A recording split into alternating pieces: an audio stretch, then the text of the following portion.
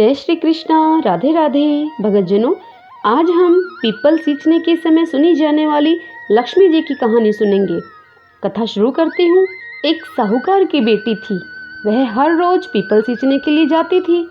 People पे से लक्ष्मी जी निकलती और चली जाती।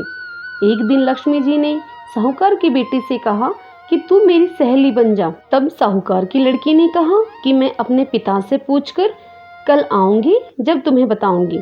घर जाकर पिताजी को उसने सारी बात कह दी। तब उसके पिताजी बोले कि वह तो साक्षात लक्ष्मी जी हैं, अपने को और क्या चाहिए, तू सहेली बन जा उनकी।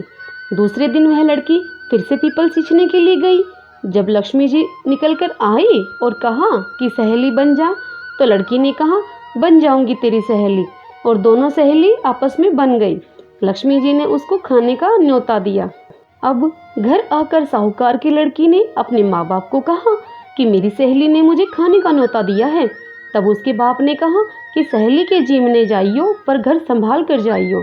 जब वह लक्ष्मी जी के यहाँ जीमने के लिए गई, तो लक्ष्मी जी ने उसे शाल दुशाला ओढ़ने के लिए दिए, रुपए परखने के लिए दिए, सोने की चौकी, सोने की थाली में 36 प्रकार का भोजन करा दिया। अब जीम कर जब साहूकार की लड़की अपने घर को जाने लगी, तो लक्ष्मी जी ने उसका पल्ला पकड़ लिया और कहा कि मैं भी तेरे घर जीमने के लिए आऊंगी।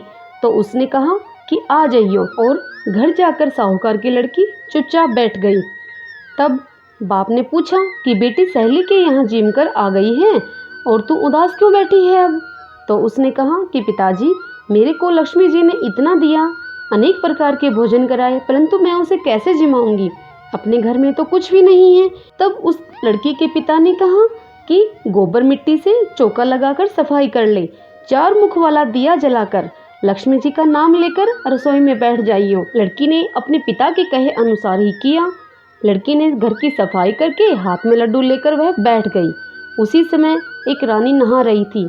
उस रानी का नौलखा हार चील उठाकर ले गई और उस हार को उस साहूकार की लड़की के घर में डाल दिया, और साहूकार की लड़की के हाथ से वह चील लड्डू लेकर चली गई। और फिर बाद में साहूकार की लड़की ने उस नौलखे हार को तोड़कर बाजार में लेकर गई और सामान लाने लगी। तो सुनार ने पूछा कि क्या क्या सामान चाहिए तुम्हें?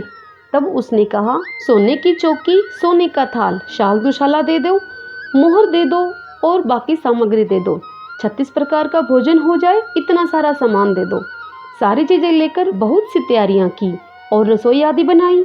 तब गणेश जी से उस लड़की ने कहा कि लक्ष्मी जी को बुलाओ। अब फिर आगे आगे गणेश जी और पीछे पीछे लक्ष्मी जी आई।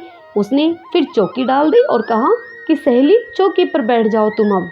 तब लक्ष्मी जी ने कहा सहेली चौकी पर तो राजा रानी के भी नहीं बैठी मैं कभी, चौकी पर तो मैं किसी के घर भी नहीं बैठती।